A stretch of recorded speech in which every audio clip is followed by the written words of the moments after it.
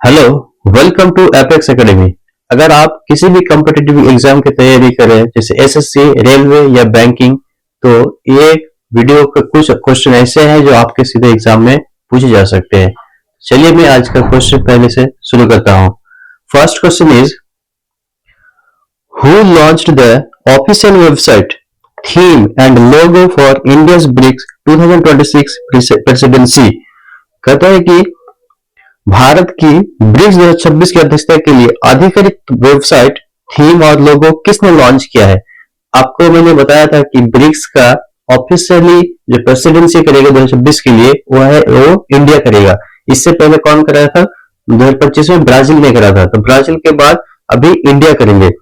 तो इसी की जो वेबसाइट है, थीम है और लोगो है, किसने लॉन्च किया है? तो ये क्या है आपका मिनिस्ट्री ऑफ एक्सटर्नल अफेयर्स, जो विदेश मंत्री होता है, और वो विदेश मंत्री कौन है? S Jaishankar. S Jaishankar is the correct answer. इसने लॉन्च किया है लोगो को, थीम को और वेबसाइट को, S Jaishankar. India took over the BRICS chairmanship on January 1, 2026। 1 जनवरी 2026 में मैंने एक न्यूज कवर किया था कि 2026 का जो प्रेसिडेंसी हुआ इंडिया करेंगे। The 2026 theme focus on a humanity first and people centric approach। इस बार का जो ये होगा थीम होगा, उसका थीम क्या है? ये बहुत इंपॉर्टेंट है कि इस बार का जो थीम है, थीम का नाम क्या है? ह्यूमैनिटी फर्स्ट, मतलब पहले मानवता, एंड पीपल सेंट्रिक, और लोगों को ध्यान में रखते हुए कि सेंटर पे कौन होगा? सबसे पहले आदमी ही होगा। इस तरह का अप्रोच। कुछ स्टैटिक जी के जान लेते हैं। ब्रिक्स मैंने बताया था कि 2009 में इसको शुरू किया गया था। कब शुरू किया गया था? 2009 में। ब्रिक्स एक्सपेंशन, ब्रिक्स में आपको Brazil, Russia, India, China, south Africa है, लेकिन इसके साथ साथ ये लोग भी जुड़ा हुआ है, Egypt, Ethiopia, Iran, Saudi Arabia, UAE, officially join in 2024। अच्छा, ब्रिक्स अभी जो है ब्रिक्स प्लस भी कहता है इसको। क्या कहता है? ब्रिक्स प्लस, क्योंकि ये सारे कंट्री भी आपस में इसके साथ एसोसिएट है। फर्स्ट समिट कब हुआ था? 2009 में, एट एकटेरिनबर्ग, रशिया में सबसे पहले इसका ये हुआ था, समिट हुआ था। फर्स्ट समिट ब्रिक्स का कहां पे हुआ था? रशिया में। The new development bank BRICS bank is headquartered in Shanghai. अच्छा, एनडीबी, एनडीबी का फुल फॉर्म क्या होता है? एनडीबी जो बना था ब्रिक्स लोग, ब्रिक्स कंट्री के लिए है, ये बैंक बना था, नेशनल डेवलपमेंट बैंक। तो इसका हेडक्वार्टर कहां पे है? शंघाई। ये बहुत इंपॉर्टेंट स्टैटिक जीके है। The personal representative of a head of a state international at international summits, ये उसका शेरपा है। The personal representatives of a head of a state at international summit, international state international summit पे एक personal representative होगा, किसी भी state का head होगा, वो होगा। पहला शिखर सम्मेलन 2009 में होता है, और इसका मुख्यालय न्यू डेवलपमेंट बैंक का है। न्यू डेवलपमेंट बैंक किसके लिए है? इन सारे कंट्री के लिए, ब्रिक्स कंट्री के लिए है। चलिए अब इसको आगे देखते हैं। Next question is, union minister Jyotiraditya Scindia recently launched 2 new postal products named. कहते हैं कि मुख्य केंद्रीय मंत्री ज्योतिरादित्य सिंधिया ने हाल ही में किस नाम से 2 नए डाक उत्पाद लॉन्च किए हैं? 2 नए डाक का लॉन्च किया गया है। तो इसका कौन कौन सा आंसर है? इसका सही है स्पीड 24 और 2048। स्पीड पोस्ट 24 और 48, इन दोनों डाक उत्पाद को लॉन्च किया गया है हाल ही में। किसके द्वारा? ज्योतिरादित्य सिंधिया के द्वारा। 24 और 48 घंटों के भीतर दस्तावेजों पार्सल की गारंटीड डिलीवरी सुनिश्चित करनी है। इसके अंदर में कहता है कि 24 घंटे या 48 घंटे के अंदर किसी भी डॉक्यूमेंट्स को डिलीवरी कराना है, ये उसका मकसद है। अच्छा, भारतीय डाक कब बना था? इंडियन पोस्ट कब बना था? 1854 में, लॉर्ड डलहौजी के टाइम पे। क्योंकि लॉर्ड डलहौजी इस टाइम पे वाइसरॉय थे। पिन कोड क्या है? भारत में 15 अगस्त 1972 को शुरू हुआ। पिन कोड जो पोस्टल इंडेक्स नंबर होता है, पिन का फुल फॉर्म क्या होता है? Postal index number. इंडिया में कब से शुरू हुआ है? 1972 से शुरू हुआ है। विश्व डाक दिवस, वर्ल्ड पोस्ट ऑफिस डे कब मनाया जाता है? 9 अक्टूबर को मनाया जाता है। ये सारा स्टैटिक इंफॉर्मेशन आप याद रखेंगे। इसका इंग्लिश में भी आप पढ़ सकते हैं।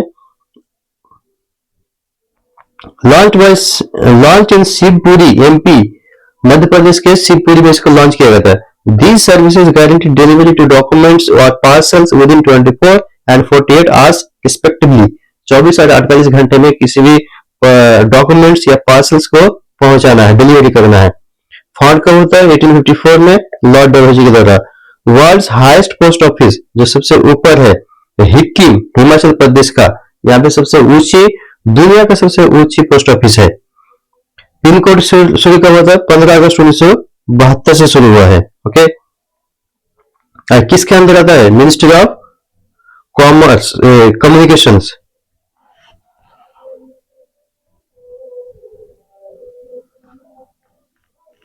चलिए next question is, which country signed a comprehensive economic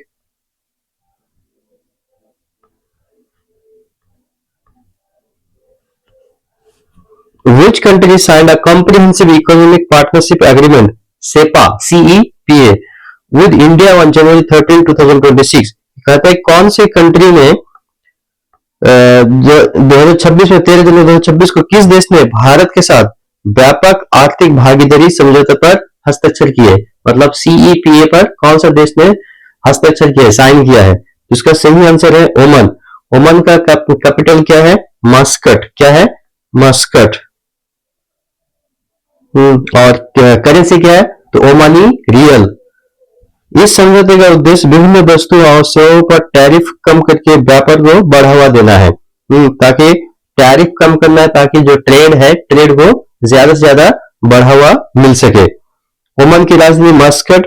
Naseem अल बहर एक एक्सरसाइज है इंडिया और ओमान के बीच में, तो ये एक्सरसाइज भी नाम याद रखेंगे।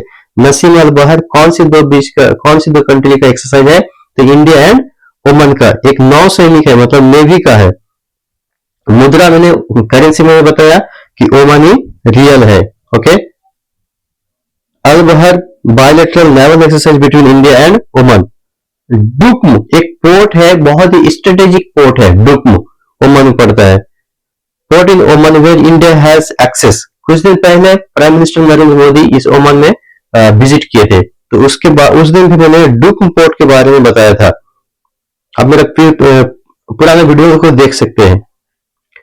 Next question is, according to MNRE, India's non fossil fuel installed capacity reached how many gigawatts by January 2026? कहते हैं कि MNRE के अनुसार जनवरी 2026 तक भारत की गैर जीवाश्म ईंधन स्थापित क्षमता कितने गीगावाट तक पहुंच गई है? कितना गीगावाट तक पहुंच गई है?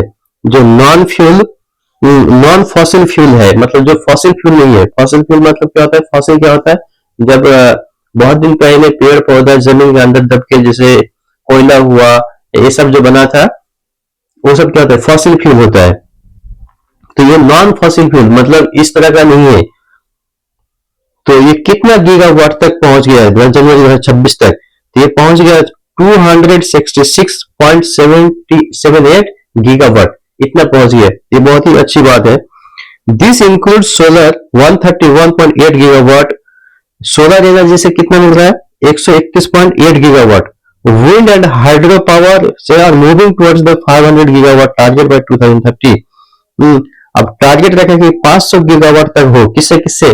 विंड से, हाइड्रो पावर, इन दोनों से 500 गीगावाट की होनी चाहिए 2030 तक ये टारगेट रखा गया है।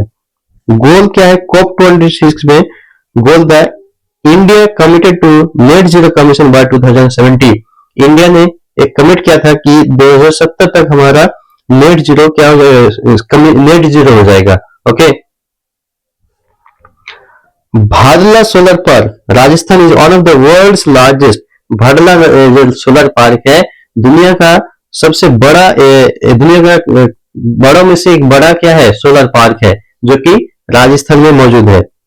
ISA का फुल फॉर्म क्या था? Inter solar alliance. इसका हेडक्वार्टर कहां पे? गुरुग्राम, इंडिया में। International solar alliance is headquartered in Gurugram. MNRE minister Prahlad Joshi as of current cabinet. अभी जो करंट के हिसाब से कैबिनेट के हिसाब से MNRE का मिनिस्टर कौन है? तो प्रहलाद जोशी है। ओके, भारत का लक्ष्य क्या था? 2070 तक शुद्ध शून्य उत्सर्जन प्राप्त करना है। अंतरराष्ट्रीय सौर गठबंधन का मुख्यालय गुरुग्राम में है, ISA का, इंटरनेशनल सोलर अलायंस का। भदला सोलर पार्क कहां पे है? राजस्थान में। ये सारा पॉइंट हमने देखा। Next question is Davinder Singh Garcha who passed away on January 13, 2026 was a gold medalist in which sport? 13 जनवरी को दविंद्र सिंह गारचा का निधन हो गया है। वो किस खेल में स्वर्ण पदक जीता था? ओके, कौन से खेल में उसने स्वर्ण पदक जीता था? तो इसका सही आंसर है हॉकी में। वह 1980 के मॉस्को ओलंपिक स्वर्ण पदक विजेता टीम के सदस्य थे। जो मॉस्को में हुआ था 1980 में, उसमें स्वर्ण पदक जो टीम जीता था उसका एक मेंबर भी था। कौन? दविंदर सिंह गर्चा। 1980 ओलंपिक मॉस्को में हुआ था, रशिया आयोजित। रशिया का कैपिटल क्या है? मॉस्को। रशिया का कैपिटल है मॉस्को।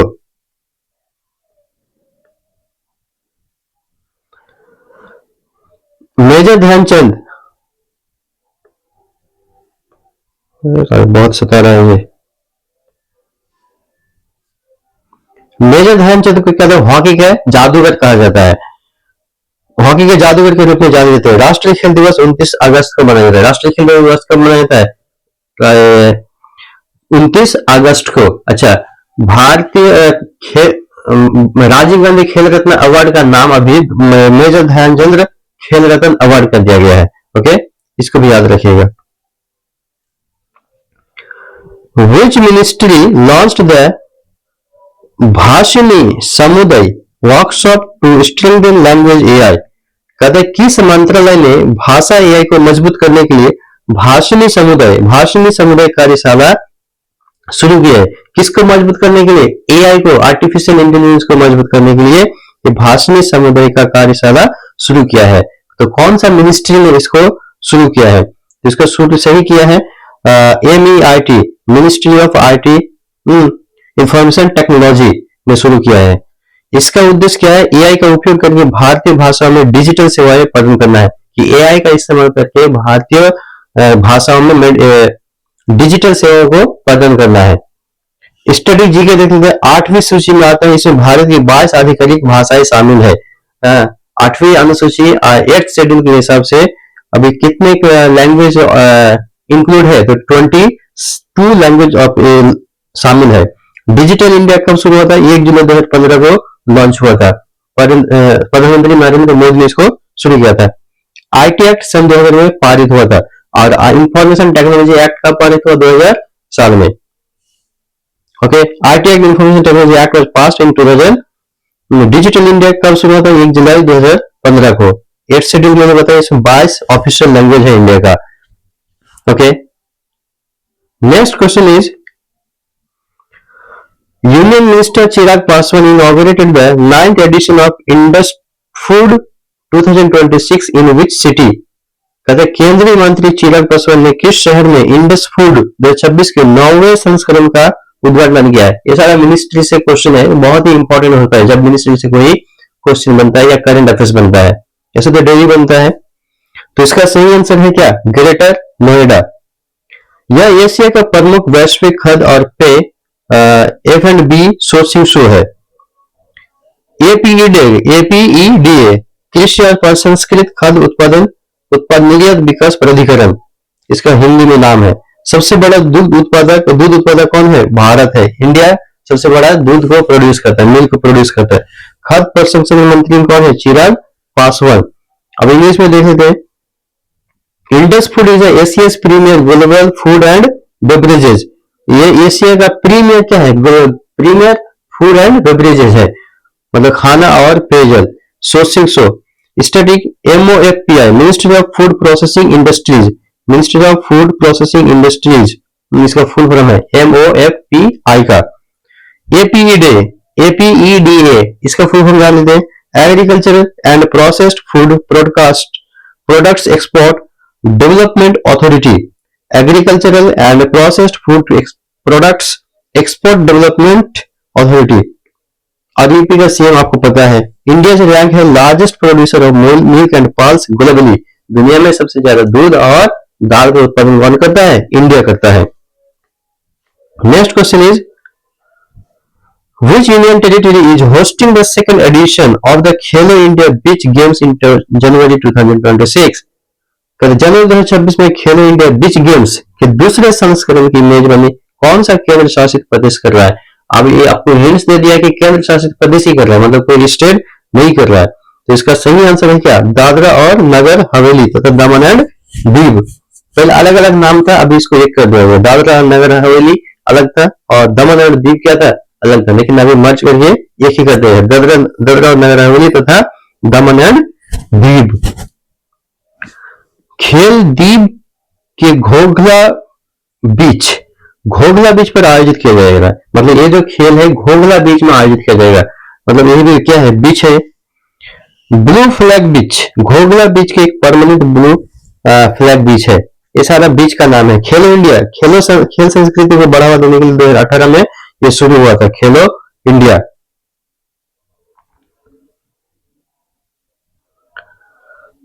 इसमें देख लेते हैं हम, the games are being held at Ghoghla beach in Diu. First beach games, पहला गेम है बीच का गेम्स है, हेल्ड इन दीव इन 2024। पहला कब हुआ था? दीव में हुआ था 2024 में। और Diu location an island off the coast of Gujarat, Gujarat का एक आइलैंड है। ओके, खेलो इंडिया 2018 में शुरू हुआ था, मैंने बताया। और blue flag beach, Ghoghla beach is a certified blue flag beach. Ghoghla beach क्या है? एक सर्टिफाइड ब्लू फ्लैग बीच है, तो आप इसको याद रखेंगे। नेक्स्ट क्वेश्चन इज अबला EI Hawari recently made history by presiding over the opening session of the parliament in which country? कहते हैं अबला एल हवारी ने हाल ही में किस देश में संसद के उद्घाटन सत्र की अध्यक्षता कर इतिहास रचा? ओके, किस देश में संसद के उद्घाटन सत्र की अध्यक्षता कर इतिहास रचा? कौन है? अबला अल हवारी। तो कहाँ का है? मिस्र के है, इजिप्ट। ओके, वह मिस्र के प्रतिनिधि सभा के उद्घाटन सत्र की अध्यक्षता करने वाली पहली महिला बनी। मतलब इससे पहले कोई भी महिला नहीं बनी थी, पुरुष थी, इसलिए इसने इतिहास रची। क्या नाम है? अबला एल हवारी। मिस्र की राजधानी क्या है? कायरो। ओके, अच्छा, मिस्र में एक फेमस ये है, नहर है जिसे सुएज कैनल भी कहते हैं, सुएज कैनल कहते हैं। ओके, तो सुएज कैनल कहाँ पे है? मिस्र में है। सुएज कैनल जो मेडिटेरेनियन सी है और रेड सी है, दोनों को ज्वाइंट करता है। Okay, she became the first woman to preside over the opening session of the Egyptian House of Representatives. Egyptian House of Representative को ओपनिंग करने के लिए पहली महिला है इजिप्ट की। Capital Cairo. और सुएज कैनल मैंने बताया connects the Mediterranean Sea to the Red Sea. Currency Egyptian pound. और प्रेसिडेंट अभी कौन है? अब्दुल फतेह अल सिसी, अभी प्रेसिडेंट, फिलहाल प्रेसिडेंट है। यहाँ मैप में भी दिया गया है, ये देखिए आपका भूमध्य सागर मतलब मेडिटेरेनियन सी, और क्या है? ये लाल सागर। और ये वाला आपका क्या है? सुएज नहर। आप लोग ये बताएंगे कि सुएज नहर कब बना था, इसको कब बनाया गया था। Next question is the clean toilet picture challenge by NHAI has been extended until which month? कहते हैं कि NHS national housing authority of national highway authority of India द्वारा क्लीन टॉयलेट पिक्चर चैलेंज को किस महीने तक बढ़ा दिया है? मतलब किस महीने तक इस चीज को बढ़ा दिया गया है? तो इसका सही आंसर है आपका जून 2026 तक। राजमार्गों पर सार्वजनिक शौचालयों की स्वच्छता में सुधार के लिए एक राष्ट्रीय पहल है कि जो हाईवे होता है, हाईवे में जो टॉयलेट हो, क्लीन टॉयलेट हो, इसको बढ़ावा देने के लिए नेशनल इनिशिएटिव है। NHAI national highway authority of India, इसका स्थापना कब हुआ था? 1988 को। सड़क परिवहन मंत्री कौन है? बहुत ही फेमस है, Nitin Gadkari ji. in a national initiative to improve the cleanliness of public toilets on highway. Okay, public toilets को improve करना है, cleanliness को।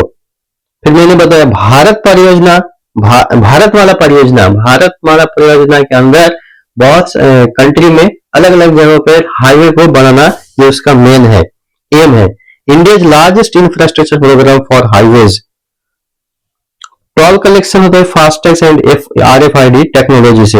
ये सारा मैंने एक्स्ट्रा इन्फॉर्मेशन मैंने आपको बता